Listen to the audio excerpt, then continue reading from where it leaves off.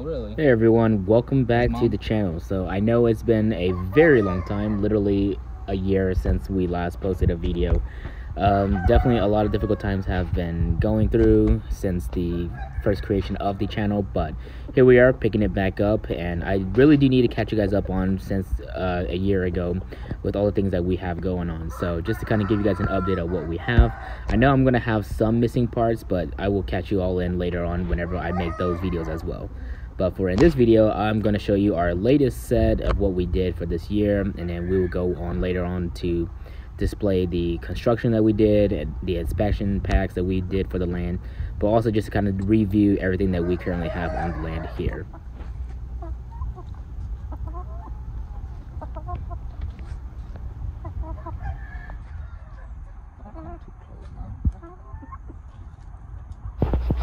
Alright, now we're going to show you guys our breeding stock for the year. Here in room 1, we have a dark blue rooster with some lighter colored hens. Trying to do some different color combinations here, maybe get it a little bit lighter up, or get some little bit pattern of like splash or spangle with that hen up behind. Nothing too interesting, just trying out some color mixes. And then here in room 2, this one's going to have my solid white trio.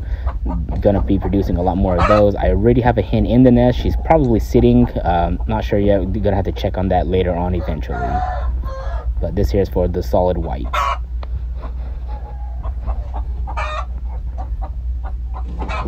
Going into room 3, this here is going to be one of the pumpkin quads that I have.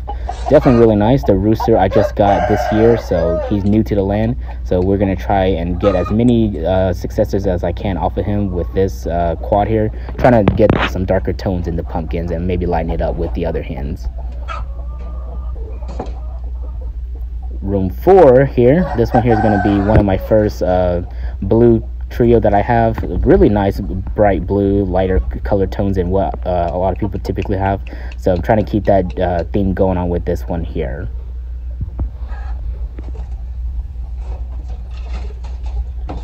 Going into room 5, this one here is going to be the dark color coats. Definitely some dark reds, some black sheen in here and there. I already got another hen sitting as well. These are really good brooding chicken breeds. Hefty as well. Then for room 6, this here we're going back to another blue trio. This one here I decided to experiment a little bit, try to do some darker tones and lighter tones at the same time, maybe try to get some more splash or spangle in blue.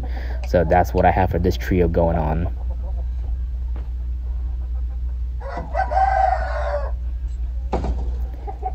Moving on to room 7, this one here is going to be my black trio. Going to be looking forward to try to make it a little bit more solid black, because I know my rooster does have a little bit of a red leakage there, but we're hoping for some solid black colors coming out of this.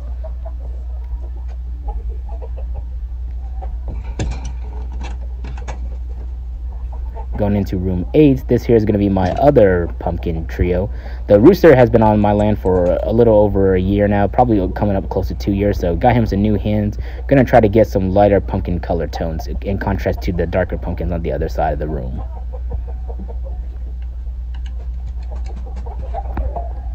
And then going into the last room, room 9, this here is going to be for the fibro project. So I do have a pumpkin colored rooster.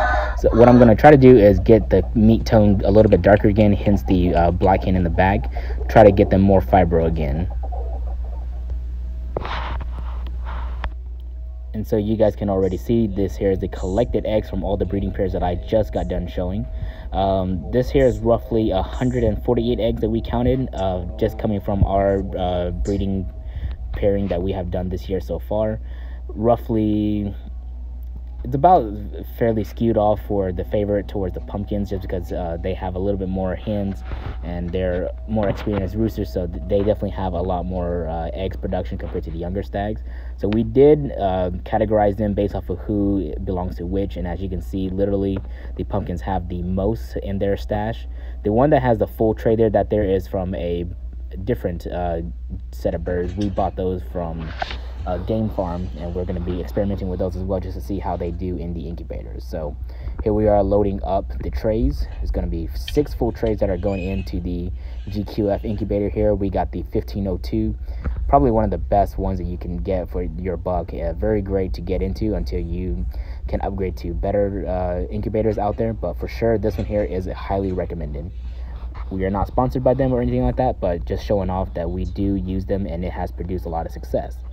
Here you see 21 days later, roughly 80% of them have hatched. So out of the 160 some, probably we have roughly 100 or so here in this box. I know it doesn't really look like it, but it is that many. And this is literally the first night that they are in. We're just monitoring them and seeing if they know how to eat food and drink water just before bedtime. Definitely looking out at all the different colors that we have just to see who belongs to who. You can't really tell once they come out of the eggs, but that is the beauty of watching them grow up. You kind of understand what personalities they have, what traits they inherited from their parents, and then later on you eventually find out who they belong to. And here we're just going to be monitoring and seeing how their progress is going to be as the days go by.